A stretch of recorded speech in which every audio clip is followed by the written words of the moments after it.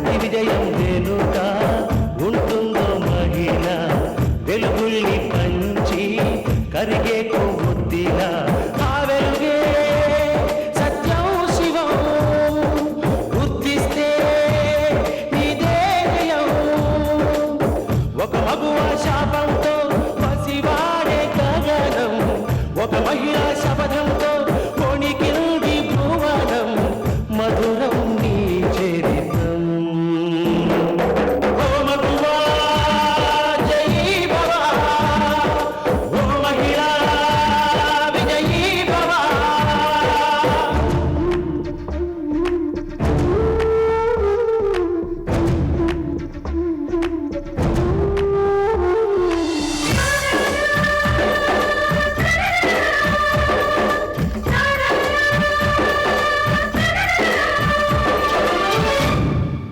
ఒట్టి మాటతో ఒక్కనాటికి రాదు రాదు జయము చిత్తశుద్ధితో చెమట ఊచితే అందదా విజయము పిడుగురాలిన అడుగు ముందుకు వేయుడే ధైర్యము మనసు చూపిన మార్గ మొదలక సాగని పయనము అంతులేనిది నీ సహనము సాటి లేనిది నీ త్యాగము బతుకు బాటలో ఎన్ని వెతుకులాటలో మలుపు మలుపునా ఎన్ని ఆటుపోటులో గెలుపే నీ ధ్యేయం సాహసమే నీ ఆయుధం సాధించే నీ ఆశయం సాహసమే నీ ఆయుధం సాధించే నీ ఆశయం నాన్న ఏంటలా ముసుగేసి కూర్చున్నావు? అరికాల నుంచి నడినెత్తి దాకా నకశక పర్యంతం కంపరమెత్తిపోతుంటే ముసుగేసి కూర్చోకుండా ఏం చేయమంటావు? ఇంతకీ నేను చెప్పిన పని ఏం చేశావు? అదే ఆ గీత సంగతి ఏం చేశావు అని అడుగుతున్నాను. గీత జోలికి కాని వెళితే మన గీతలే తారుమారైపోతాయమ్మా. చేతకాని కబుర్లు చెప్పకు. సీత, జరిగిందేంటో తెలుసుకోకుండా నువ్వు ఆపు. నీ చేతకానితనాన్ని సమర్థించుకోకు. అసలు ఏం జరిగింది? మీ ఆవిడేమంది? ఆ గీత ఏమంది? తూర్పు మండలం పోలీస్ కమిషనర్ గారికి, గౌరవనీయులైన ముఖ్యమంత్రి గారికి తమ ప్రాణాలకి ముప్పు ఉందని కాపాడమని ముందస్తు వినతపత్రం పెట్టుకుంది ఆ గీత.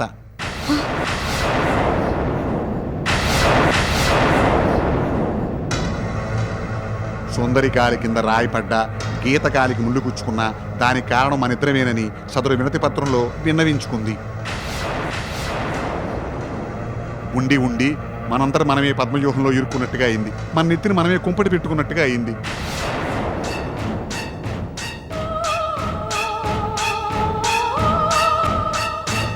అమ్మా సీత, ఇరుక్కున్న పద్మవ్యూహంలో నుంచి ఎలా బయటపడాలో నాకైతే అర్థం కావటం లేదు. నువ్వే గాజు బాగా తిప్పి ఆలోచించు.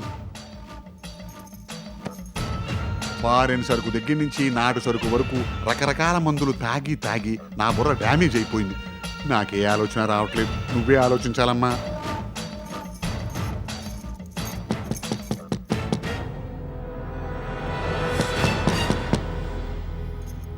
నీ అల్లుడొచ్చినట్టున్నాడు. వెళ్ళి తలుపు తీ. వీడొకడు సమయం సందర్భం లేకుండా.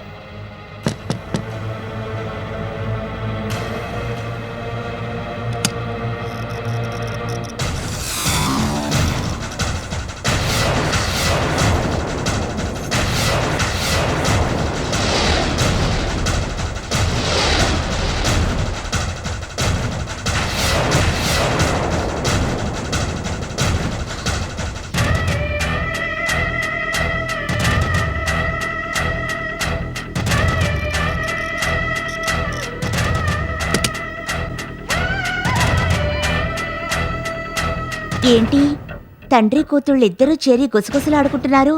నా గురించే కదూ? నేనిచ్చిన షాక్ గురించే కదూ?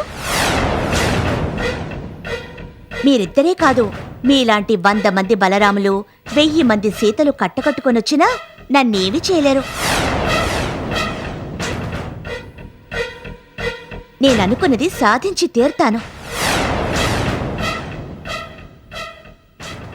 మీరిద్దరూ మారి తీరాలి. మారుస్తాననే నమ్మకం నాకుంది. కొలిమిలో పెట్టి కాలుస్తే గాని ఇనుము వంగదు. మీరు కూడా అంతే. మిమ్మల్ని ఎలా లొంగదీయాలో నాకు బాగా తెలుసు. నేను మీకిచ్చిన 30 రోజుల గడువులో ఒక్కరోజు అయిపోయింది. ఇక బ్యాలెన్స్ 29 రోజులు మాత్రమే.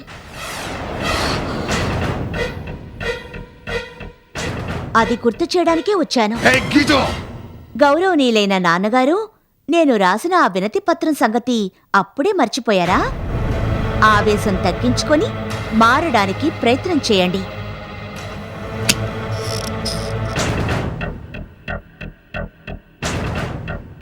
రేపటి ఉదయం మీకు శుభోదయం కావాలని కోరుకుంటున్నాను. వస్తాను.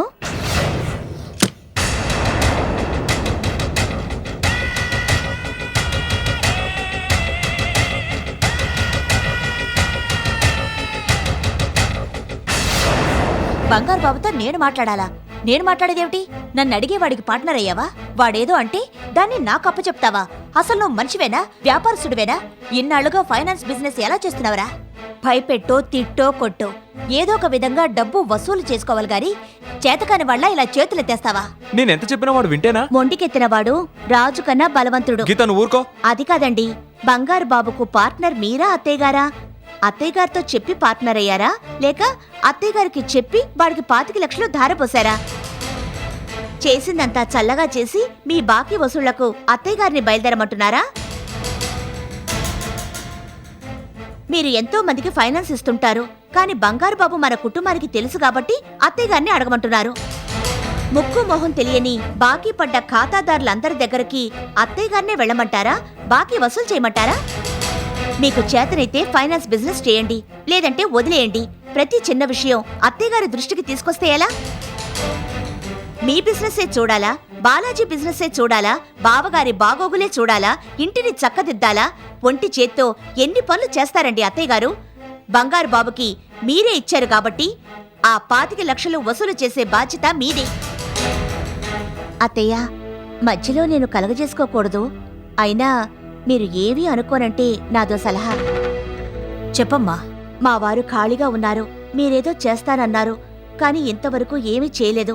మావయ్య గారు వచ్చాకే ఆస్తి పంపకాలంటున్నారు. అప్పటిదాకా మా ఆయన ఖాళీగా ఎలా ఉండగలరు అత్తయ్య? రోజు మా ఆయన పడుతున్న బాధ ఆ దేవుడికే తెలుసు. పగవాళ్ళకి కూడా అలాంటి పరిస్థితి రాకూడదు. అత్తయ్య, తీసుకున్న 25 లక్షలు ఇవ్వనని బంగారు బాబు అంటున్నాడు. వసూలు చేయడం వినోద్ వల్ల కాదు. అందుకని ఆ 25 లక్షలకి బదులు మా ఆయన్ని పార్ట్నర్ని చేయండి. మా ఆయన అది చూసుకుంటారు. ఖాళీగా ఉండే బదులు బంగారు బాబుకి పార్ట్నర్ అవడం మంచిదేగా? అత్తయ్య, దీనికి పెద్దగా ఆలోచించవలసిన అవసరం లేదు. మీ పెద్ద కొడుకు బాగుపడాలంటే ఇదొక మంచి అవకాశం. బంగారు బాబుకు పార్ట్నర్ అవడం అన్ని విధాలుగా మంచిది. మరి నా 25 లక్షలు? అసలు నా డబ్బుతో అన్నయ్య పార్ట్నర్ అవడం ఏంటి? గోళ్లు కొరుక్కుంటూ కూర్చోనక్కర్లేదు. నీకు ఫైనాన్స్ బిజినెస్ ఉందిగా? అక్క, ఇంటికి పెద్ద కోడలువని నీకు తోచినట్టుగా నీ ఇష్టం వచ్చినట్టుగా మాట్లాడొద్దు. బంగారు బాబు ఎలాంటివాడో నీకు తెలియదా? బంగారు బాబు దొంగ నోట్ల కేసులో అరెస్ట్ అయ్యాడు. తిన్న ఈ ఇంటి వాసాలే లెక్క పెట్టాడు. డబ్బు తీసుకొని కూడా ఇవ్వనని అడ్డం తిరుగుతున్నాడు. వాడొక దొంగ. ఇక మీ ఆయన గురించి ప్రత్యేకంగా చెప్పాల్సిన అవసరం లేదు. వాళ్ళిద్దరూ పార్ట్నర్స్ అయ్యారనుకో బాగుపడరు సరికదా? మనకి తెలియకుండా మనల్నే అమ్మేస్తారు. అత్తయ్య, మా అక్క మాటలు పట్టించుకోకండి. ఏదో విధంగా బాకీ వసూలయ్యేట్టు చూడండి. గీత, బంగారు బాబు గురించి నీకన్నా నాకు బాగా తెలుసు. అందుకే జాగ్రత్త పడమంటున్నాను. కాని వాడిప్పుడు డాకు కాదు, ఎంతో మారాడు. వాడికి బాగుపడాలన్న యావ మొదలైంది. అందరి దగ్గర మంచి అనిపించుకోవాలని తపన పడుతున్నాడు. నువ్వేవీ వాణ్ణి వెనకేసుకొని రానక్కర్లేదు. అంత అవసరం నాకు లేదు. నిజంగా దొంగ నోట్ల వ్యాపారమే చేయదలుచుకుంటే ఈ వ్యాపారాలు ఎందుకు చేస్తాడు? మా ఆయన పడుతున్న బాధేంటో నాకు తెలుసు. మా మరిదికి 2వ పెళ్లంగా వచ్చిన నీకేం తెలుసు? నీతో నాకు బాధనెందుకు? అత్తయ్య, బావగారిని బంగారు బాబుకి పార్ట్నర్ చేయొద్దు. చెయ్యాలి, చేయడానికి వీల్లేదు. అలా అనడానికి నువ్వెవరు? ఈ ఇంటి కోడల్ని మంచి చెడ్డలు చెప్పడానికి నీకెంత హక్కుందో నాకు అంతే హక్కుంది. అత్తయ్య, బావగారిని బంగారు బాబుకి పార్ట్నర్ని చెయ్యొద్దు. అమ్మా గీత, ఆలోచించి చూస్తే సీతన్నదే కరెక్ట్ అనిపిస్తోంది. జయకృష్ణను బంగారు బాబుకి పార్ట్నర్గా చేస్తాను.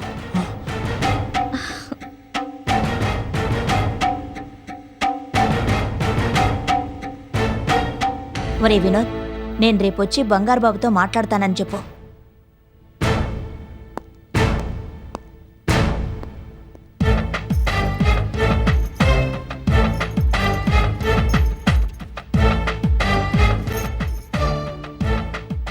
ఈ సీత అంటే ఏమనుకున్నావు? చూసావుగా, 29 రోజులని ఛాలెంజ్ చేశావు. నీ సవతి మాల్ని లాంటి అల్లాటప్ప వాళ్ళని ఎంతమందినైనా నువ్వు గెలవచ్చు, కానీ నన్ను మాత్రం గెలవలేవు. నా జోలికి రాకు. వచ్చావో షాక్ మీద షాకే.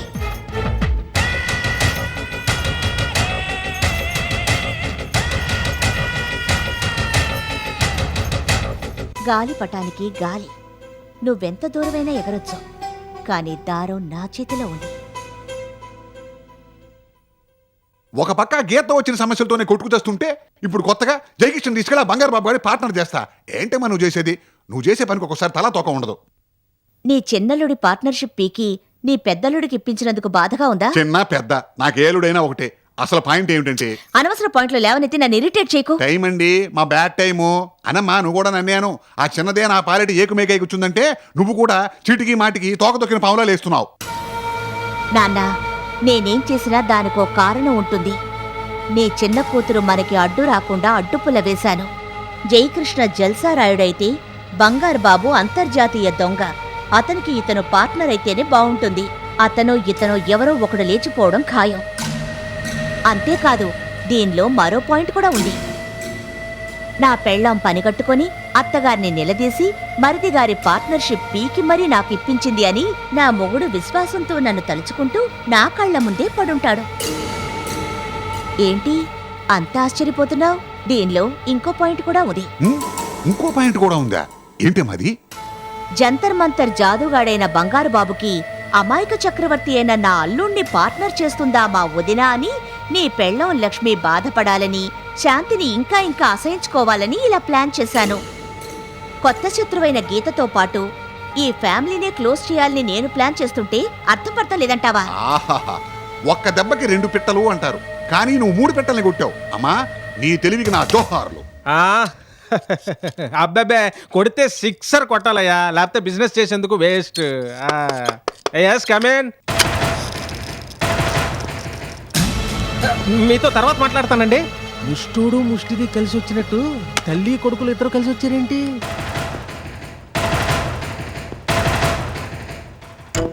అరే అత్తయ్య, మీరేంటి ఇలాగొచ్చేసారు? కౌరు పంపితే నేనే వచ్చి మీ దగ్గరికి వాలిపోయానుగా. పోన్లేండి, అది ఒక రకంగా మంచిదైంది. రాముడు పాదం సోకి రాయి అహల్య అయినట్టు మీ పాద స్పర్శతో మా ఆఫీస్ పావనం అయింది. రండి కూర్చోండి. చెప్పండి, ఏం తీసుకుంటారు? కాఫీయా, కూల్ డ్రింక్సా? బంగారు బాబు, నువ్వేమిటో నీ చరిత్ర ఏమిటో మాకు తెలియంది కాదు. అయినా ప్రస్తుతం మాకనవసరం. నీ గత జీవితం గురించి పూర్తిగా మర్చిపోతున్నాను. మీ మనసు నాకు తెలుసుగా అత్తయ్య. వినోద్ని పార్ట్నర్గా చేసుకుని 25 లక్షలు తీసుకున్నావు. ఆ డబ్బు తిరిగివ్వమంటే ఇవ్వనని మొండికెత్తావు. మరి మీరు లీగల్ నోటీసు? వద్దు, ఆ విషయాలేవి ఇప్పుడెత్తద్దు. 25 లక్షలు నువ్వు తిరిగి ఇవ్వక్కర్లేదు. ఏంటి? 25 లక్షలు తిరిగి ఇవ్వక్కర్లేదా? మధుర మీనాక్షి, కంచి కామాక్షి, కాశీ విశాలాక్షి, బెజవాడ కనకదుర్గమ్మ అందరూ కలిసి మీ రూపంలో వచ్చి నాకు వరవిచ్చినట్టు అయిపోయింది అత్తయ్య. ఇది నాకు చాలు. మీకు 100 నమస్కారాలు. నేను విజిలేస్తే ఆంధ్ర సోడా బుడ్డి. బంగారు బాబు, తొందరపడకు. నువ్వు ఉండు బావా. దుఃఖం వచ్చినా సంతోషం వచ్చినా బయటికి కక్కేయాలి, లేకపోతే మనిషికి జబ్బు చేస్తుంది. బంగారు బాబు, అత్తమ్మా, పార్ట్నర్గా వినోద్ని తొలగించి ఆ ప్లేస్లో జయకృష్ణ చేర్చుకో. అదెలాగత్తయ్యా? ఎలా అని ఎదురు ప్రశ్న వెయ్యకు. జయకృష్ణని పార్ట్నర్గా చేర్చుకోవాలి. ఏ ప్రాబ్లము రాకూడదు. నీ సింగపూర్ అనుభవంతో అతి తెలివిగా ఏదైనా సమస్య తెచ్చిపెట్టావో నీ బిజినెస్ ని నేనే హ్యాండ్ ఓవర్ చేసుకుంటాను. అర్థమైందా? అత్తమ్మా, మీ సంగతి నాకు తెలీదా? మీరు మరీ అంతలా చెప్పాలా? మీ పెద్ద కొడుకు నా చేతిలో పెట్టారుగా, ఇక మర్చిపోండి. అంటే నేను నీకు మరీ అంత వెర్రి వెంగళప్పలా కనబడుతున్నానా? చచ్చా, ఏదో మాట వరకు అన్నాను బావా. ఇప్పుడు అంటే అన్నావు కానీ ఇంకెప్పుడు అనుకో. సరే, ఓకే. అత్తమ్మా, నా వల్ల మీకు ఎటువంటి ప్రాబ్లం రాదని సింగపూర్ మీద ఒట్టేసి మరీ చెప్తున్నాను. నా మాట నమ్మండి. జయకృష్ణ, అనుక్షణం ఒళ్ళు దగ్గర పెట్టుకుని ప్రవర్తించు. అలాగే అమ్మా. అప్పుడప్పుడు ఆఫీస్కి వస్తూ పోతూ ఉండండి అత్తమ్మా. బావా, నాతో పార్ట్నర్ అయ్యావుగా, చేతులు కలుపు. మరి కలుపు బావా, గట్టిగా కలుపు. పక్కవాడి పాకెట్లో నుంచి తీసి పార్టీ ఇచ్చినట్టు చేశారు మన అత్తగారు. 25 లక్షలు పెట్టుబడి పెట్టి మా ఆయన మా అన్నయ్యకి పార్ట్నర్ అయ్యారు. ఇప్పుడు మా ఆయన్ని పార్ట్నర్షిప్ నుంచి పక్కకు తప్పించి బావగారికి ఇస్తారా? మన అత్తగారికి ఇలాంటి తప్పుడు ఆలోచనలు రావడానికి మూల కారణం ఎవరంటావు? ఇంకెవరు? ఆ ముసలమ్మే అయ్యుంటుంది. కాదు, సీత. సీత? అవును మాలిని, ఇది సీత పనే. గీత ఎంత చెప్పినా వినకుండా తన తెలివితేటలు ఉపయోగించి వాళ్ళ ఆయన్ని మీ అన్నయ్యకి బిజినెస్ పార్ట్నర్ చేసింది. మా ఆయన ఎంతో కష్టపడి 25 లక్షలు ఇచ్చి పార్ట్నర్ అయితే సీత తన్నుకుపోతుందా? సీత తన బాగు చూసుకున్నట్టే మనం కూడా మన బాగు చూసుకోవాలి. లేకపోతే మనల్ని ఎవ్వరూ పట్టించుకోరనిత. అవునవును.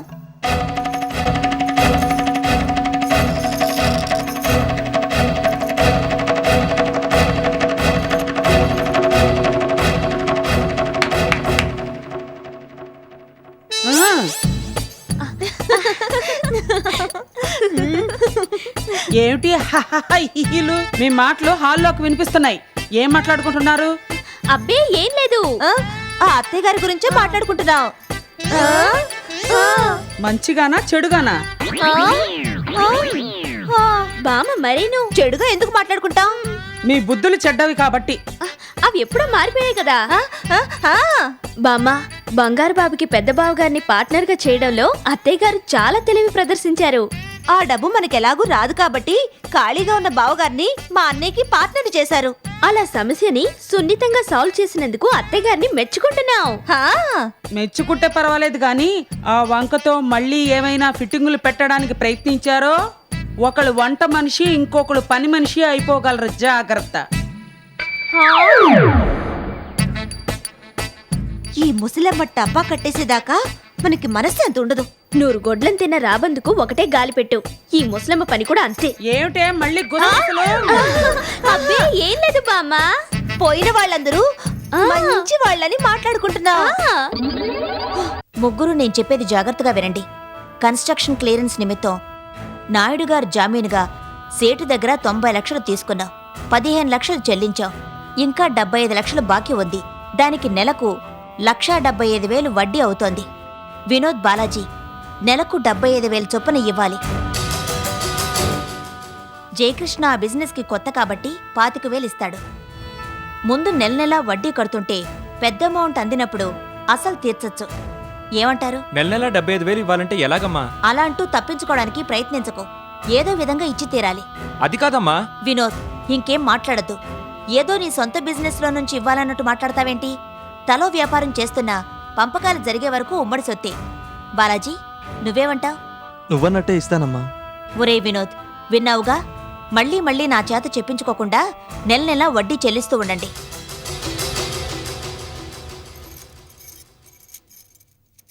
అమ్మ గీత, పొద్దుటి నుంచి ఒకటే తలనొప్పి. ఇప్పటికి 2 మాత్రలు వేసుకున్నా తలనొప్పి తగ్గలేదు గాని ఇంకా ఎక్కువైంది. ఇంకో మాత్ర వేసుకుంటాను. కొంచెం కాఫీ కలిపివమ్మా. అలాగే బామ్మ.